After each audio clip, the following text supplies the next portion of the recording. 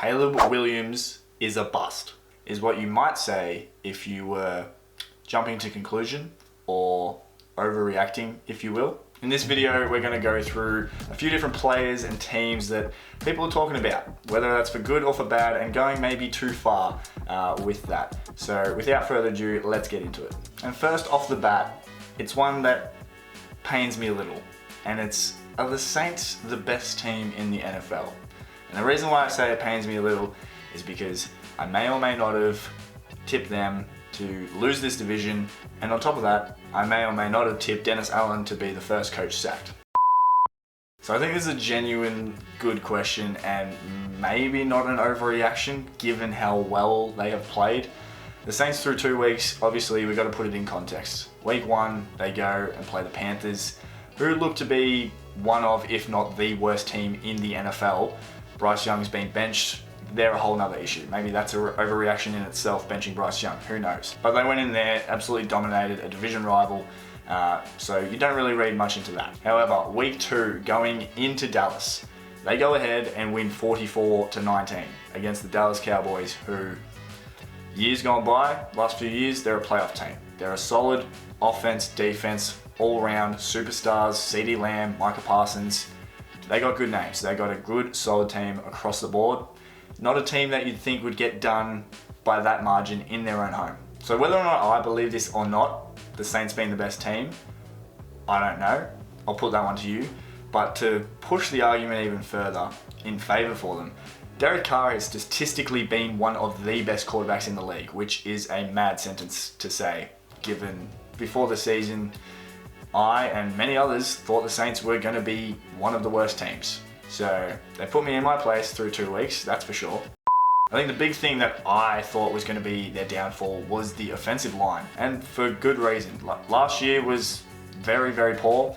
Trevor Penning, first round pick, he struggled, and now being pushed out to right tackle, new lease on life, because Talise Fuaga, the rookie from this season, he's an absolute steal. Even though, 14th overall, still, I reckon, could be one of the best players already as a rookie. On top of this, Lucas Patrick, the guard, Eric McCoy, the center, their whole offensive line is just giving up no pressures, no sacks. They're protecting Derek Carr, giving him the time to throw, get those deep balls out to Rashid Shaheed. He's looking phenomenal. He's looking like the Tank Dell of last year. And then, of course, we've got to talk about Alvin Kamara. I mean, 4 touchdowns against Dallas. Unbelievable. Had him in one of my fantasy teams, so we'll take that. But in all seriousness, Alvin Kamara, he could be up for Offensive Player of the Year. If he keeps going the way he is, that's a very, very real thing. On top of that, Derek Carr, who knows, if they keep going the way they are, MVP, maybe. I'm not saying that's going to happen. This is part of the whole overreaction. But on top of that, Dennis Allen, as I mentioned before, thought he'd be the first coach sacked. He could be up for Coach of the Year. So there's a lot of elements going on, but we're 2 weeks in. So is this a overreaction, or are the New Orleans Saints genuinely the best team in the NFL? Now we get to the juicy stuff. Caleb Williams, the former #1 overall pick, the most recent #1 overall pick, quarterback for the Chicago Bears. A lot has been made of his first couple of games in the NFL, and rightfully so. You're going to get scrutinized when you're the #1 quarterback, when you're a #1 pick. So Caleb Williams is getting labeled overhyped, overrated, bust, whatever you may want to use, whatever people are using out there. However, let's just calm down. This one for me is a massive overreaction because yes, he hasn't looked good in those first 2 games. The stats, especially against the Titans, 90 odd passing yards. That's not good enough.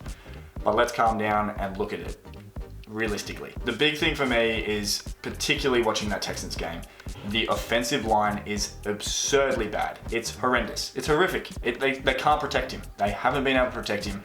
You just look at the stats. 11 QB hits, 7 sacks, just in that Texans game alone. He, for the year, Caleb Williams, has been the most sacked quarterback with 9 total.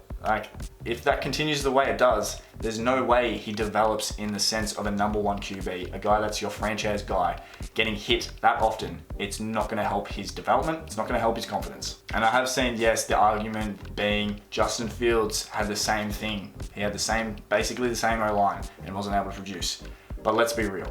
Caleb Williams is a much better prospect and probably already a better QB than Justin Fields. Now, admittedly, watching Caleb Williams in his first couple of games, he has tried to do too much at times, scrambling around. In college, obviously, he would have gotten away with that. That was part of his game. He was able to make plays, scramble and just find a target somewhere, but these are grown men. This is the NFL. He's not able to do it. There was a play that I'm sure you would have seen if you tuned into the game, or it's probably on the highlights, where he scrambled for like 10 seconds, dodging about 15 different players, it seemed.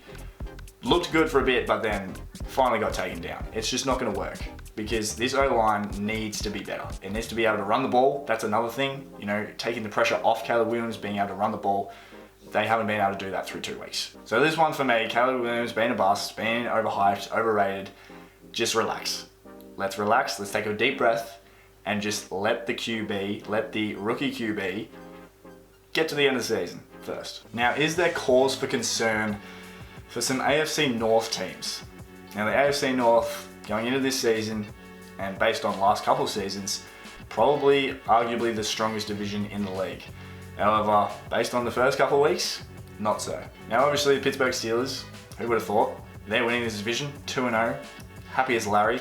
Mike Tomlin just seems to get it done every single year, even when half the people would bet against him, and I've had them going for a non-winning season, so that's already looking unlikely. But let's start with the Browns. The Browns 1-1, so better off than the Bengals and the Ravens at the moment, but that's not to say they were without issues. I believe, and this is backed up by stats, Deshaun Watson is one of the worst quarterbacks in the league. This trade from the Texans to the Browns, Deshaun Watson, I believe that's the worst trade in NFL history. He just has not looked good for one reason or another. Obviously, he's got a lot of off-field issues that we don't need to touch on, but that's probably affecting him.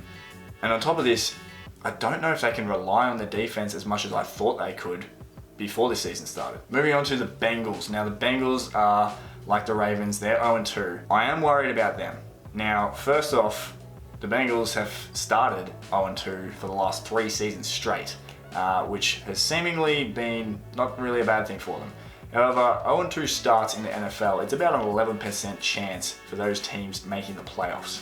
So already the odds are against them, both the Bengals and the Ravens. Well, the reason why I worry about the Bengals in particular is mainly this Jamar Chase saga. Now, everyone's heard about it, everyone knows about it. All the time he spent away from the team, not training, doing this, wanting a new contract. In the lead up to this NFL season, it was a whole ordeal. It was basically the last one to hold out the whole time. All the other receivers got paid, players that were holding out got paid. However, Jamar Chase has not. And this has sort of crept in, I think, into his game, just becoming a problem, becoming a bit of a, for lack of a better term, I don't really want to use this, but a virus. I think this point I need to make is because it was highlighted in the Kansas City game when he went absolutely ballistic at the refs for the non-called hip drop tackle, whether or not it was a hip drop tackle. God, that's hard to say. Whether or not it was a hip drop tackle, there we go. I'm not an expert, I'm not a referee, but he went nuts at the refs, and Burrow had to go over there, his teammates had to go over there, calm him down, his coach had to speak to him, he was still fired up. That's not a good look to me. And so this whole Jamar Chase thing, I'm not really liking with the Bengals, and I'm a bit worried. On to the Ravens, they're probably the least of my worries. They're a solid team. I reckon they outplayed the Chiefs in week 1. The Raiders, 10 points up, you can't let that happen. But the Ravens are built from offense, defense. They got a great coach still. I think they'll be fine. Now, do the Seahawks have the best cornerback duo in the league? This might be an overreaction, but I believe it. Tariq Woolen and Devin Witherspoon, the 2 best cornerback duos in the league. Tell me otherwise. Now, obviously, you've got great single cornerbacks in terms of your Sauce Gardners, your Patrick Surtains of the world. But in terms of a duo, I think the Seahawks have unleashed these 2. I talk about Mike McDonald at the beginning of the season. He was my pick for Coach of the Year. Well, he obviously still is. And he's already got them running around like maniacs. They've got the speed, they've got the talent to just go nuts and cover anyone. The stats back it up too. Their PFF grade is great, mid-80s already. They're getting the interceptions, they're getting tackles, they're stopping receivers, catching the ball, they're doing their job. So I genuinely like to know, is there another duo in the league right now?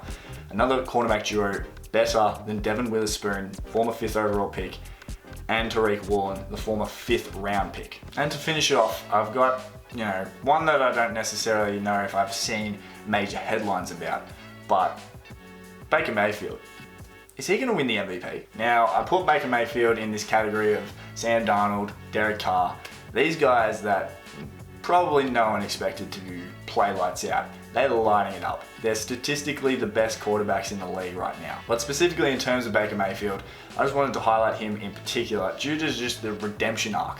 And as I highlighted before, the Deshaun Watson, Cleveland Browns situation, just awful. Awful quarterback play, awful trade. And because obviously Baker Mayfield being a former #1 overall pick to the Browns, going through his struggles there, going to the Panthers, doing not much there, but no one does at the Panthers.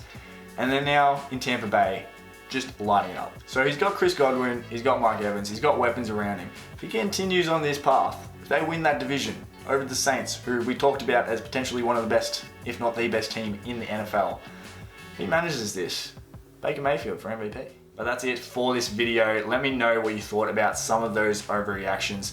Or are you a true believer? Are you a Caleb Williams bust believer? Or maybe a New Orleans Saints fan that's just so high on them right now? Whatever it is, let me know in the comments. And if you did enjoy this video, like, subscribe, and I'll see you in the next one. Cheers.